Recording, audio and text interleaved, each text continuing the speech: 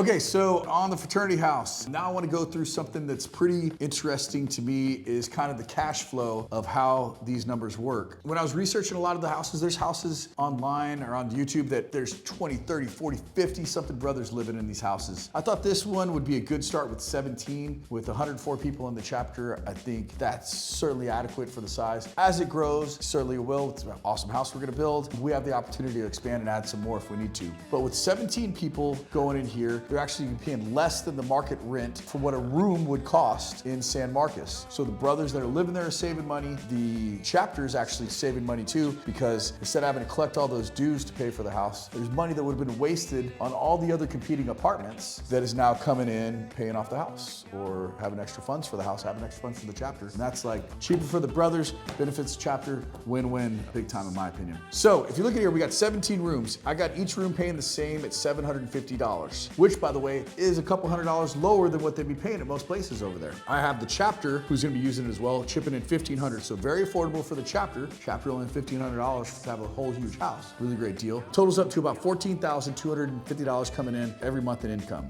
For our house, it's a total of $1,059,000 that's going into here. Plus there's some other costs that go into the equation too. We have the interest for the loan, for the construction loan. We have the land. There's still a little bit of money that's loaded on the land. I have the landscape. There's also a budget that breaks it down line item by line item for absolutely everything, but this is just kind of the cash flow for the cash flow purposes. This everything totals up to about 1.25 million. If I were underwriting this like some of my apartments, I would think it would definitely be worth at least $100,000 a room. So if we spend 1.2 and it's worth 17 times 100, 1.7, that's about almost $500,000 of equity that we have. If you took it off of a cap rate based on what it is on say a cap 6 rate, it'd be worth about $2 million, right? We spent 1.2, so about $830,000 in equity. Not even counting when we pay it off what the total equity would be, but equity just being value minus cost. Awesome project. I think it's really gonna be cool. So if we go in and put 20% down, it's $248,000, leaving a note of $995,000. At 5.5% on a 25-year note, that leaves $6,100 a month. I'm hoping we get a rate like that. I know we get 6.5. Rates should be trending down by the time we finish the house. It should be lower than 6.5. 5.5 might be a little hopeful, but hey, still great cash flow on this one as we'll see. So we got $6,100 coming out for our principal and interest payment. So we got $14,250 income coming in. I put some money in there for lawn and repairs, money in there for the insurance, money in there for the taxes, getting a dumpster out there, $550 a month. Put some money in the utilities, even though actually the chapter should be covering the utilities. That leaves $11,527 in operating cash flow. Minus our payment of $6,100, still leaves us $5,400 in cash flow. They could go towards paying down the debt, which would be awesome. I know a lot of alumni are coming in and really contributing a lot for our fundraising campaign, so that's awesome. So at the end goal, we're gonna build an amazing house on a great piece of property right by the school that's probably gonna last for decades to come.